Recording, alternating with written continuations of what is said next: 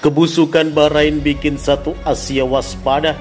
Kini sampai kirim mata-mata ke Indonesia dan akan cari kelemahan tuan rumah Indonesia agar AFC memindahkan laga antara timnas Indonesia versus Bahrain ke luar negeri.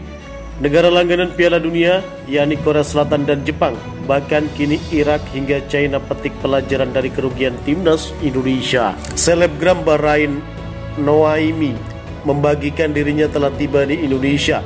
Kabar itu dibagikan via Instagram Stories pribadinya. Sosok Noaimi menjadi sorotan publik Indonesia karena mengejek timnas Indonesia dan menghina lagu kebangsaan Indonesia Raya.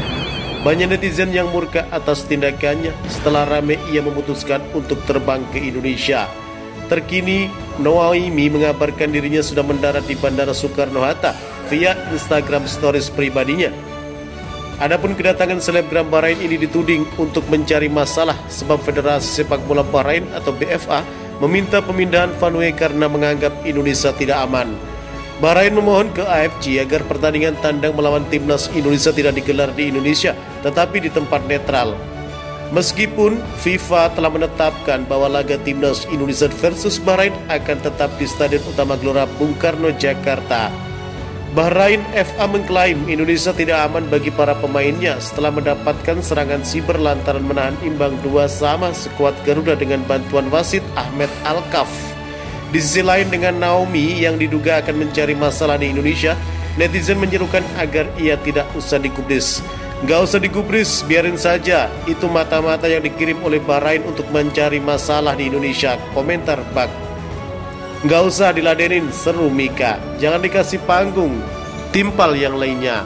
Aksi Bahrain di laga timnas Indonesia yang merugikan skuad Garuda telah membuat negara-negara Asia lainnya waspada. Timnas Indonesia baru saja melewati jeda internasional Oktober 2024 dengan menghadapi Bahrain yang berakhir imbang 2-2 dan China yang berujung kekalahan 1-2 di lanjutan putaran ketiga kualifikasi Piala Dunia 2026 zona Asia. Meskipun kalah dari China, timnas Indonesia lebih legowo untuk menerimanya ketimbang hasil imbang melawan Bahrain. Skuad Garuda merasa sangat dirugikan karena tindakan wasit yang membiarkan laga tetap berjalan melebihi dari batas yang seharusnya. Masa tambahan waktu harusnya hanya 6 menit, namun wasit Ahmad Al-Kaf membiarkan laga terus berjalan hingga Bahrain mencetak gol penyeimbang pada menit ke-90 lewat 9 menit injury time. Para supporter timnas Indonesia bergerak di media sosial untuk memberi tekanan kepada Konfederasi Sepak Bola Asia atau AFC. Namun Bahrain mengatakan bahwa mereka mendapatkan ancaman berbahaya hingga berbau pembunuhan. Setelah insiden tersebut, Federasi Sepak Bola Bahrain atau BFA mendesak AFC dan FIFA untuk memindahkan laga tandang ke Indonesia menjadi ke tempat netral. Bahrain seharusnya melawat ke Jakarta pada 25 Maret 2025 untuk laga berikutnya di putaran ketiga kualifikasi Piala Dunia 2026 zona Asia saat menghadapi timnas Indonesia. Namun mereka menolak untuk melakukan itu dengan alasan nyawa mereka bisa terancam berkaca dari tindakan para supporter secara online. AFC mengaku akan mempertimbangkannya, namun peristiwa ini justru membuat banyak negara lain menyadari taktik Bahrain di luar lapangan. Media Korea Selatan Sport Johnson menyadari bahwa timnas Indonesia bisa dirugikan dari keputusan AFC mengenai hal ini karena Presiden AFC adalah orang Bahrain.